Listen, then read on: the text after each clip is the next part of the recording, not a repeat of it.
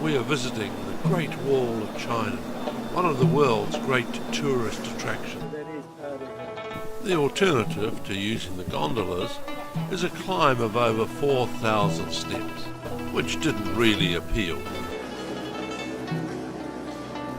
The Great Wall complex runs roughly east to west across northern China.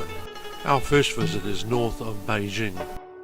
This portion of the Great Wall was restored in 1989 with German help, while this plaque acknowledges the wall as a top tourist attraction.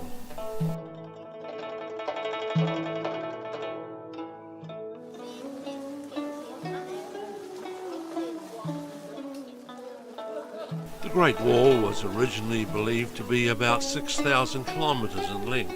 A remeasurement in 2012 gives a total length of over 21,000 kilometres. Some parts of the Great Wall are over 2,000 years old, but what we see here was built during the Ming Dynasty in the 15th century AD, and it was constructed on top of an earlier wall.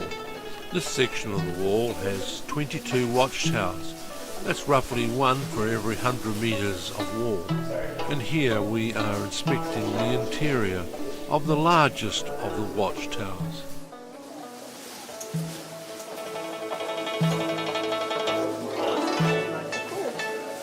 This part of the wall is built mainly of granite. It's between 7 and 8.5 metres tall, and at the top it varies between 4 and 5 metres wide. Certainly a formidable defence against invading armies.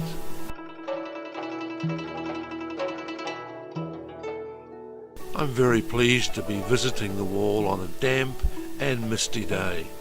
I think the views through the swirling mist makes the wall much more dramatic and mysterious, and very photogenic.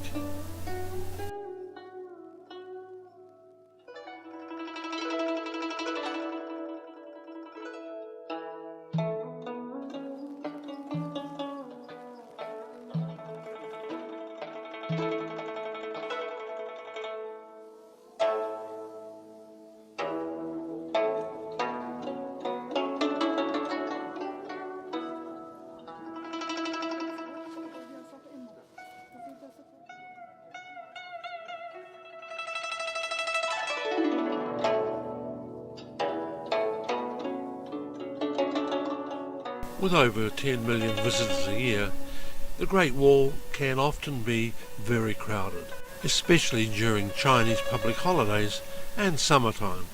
But my visit is in the cooler month of September. The crowds are less and the queues are shorter.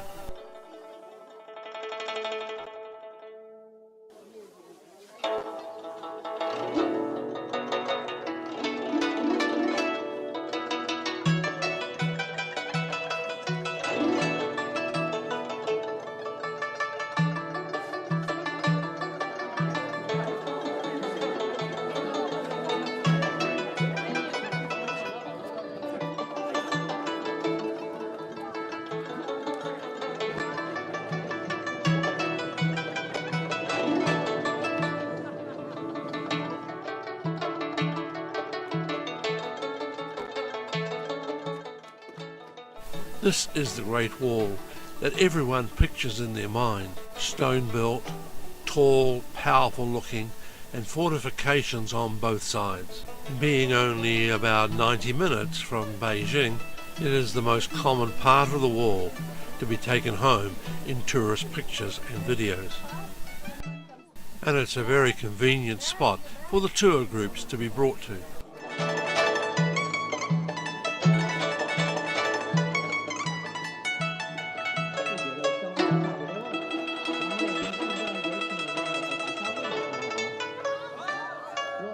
But there is more to the wall than just the Beijing section, so we are travelling for several days across China to see what the wall is like at its western extremity. And here at Jiayuguang we have what's known as the Hanging Wall. Constructed in 1540, it provides excellent views out over the Gobi Desert. Although it looks a bit like the eastern end of the Great Wall, the construction here is from gravel and layers of earth, as also is the Jiayuguang Fort. This was the westernmost fort in ancient China and acted as a checkpoint and a customs point along the Silk Road. And stretching out from either side of the fort is the Great Wall, quite different here, but still made of local gravels and earth.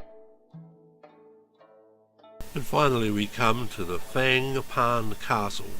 This was a customs office and a defensive position along the old Silk Road, and the remnant of the wall built around 200 BC.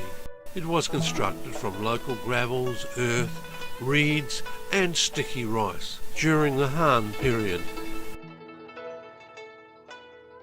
And on a background hill is an old watchtower. And it's all so different to the usual picture we have of the Great Wall of China.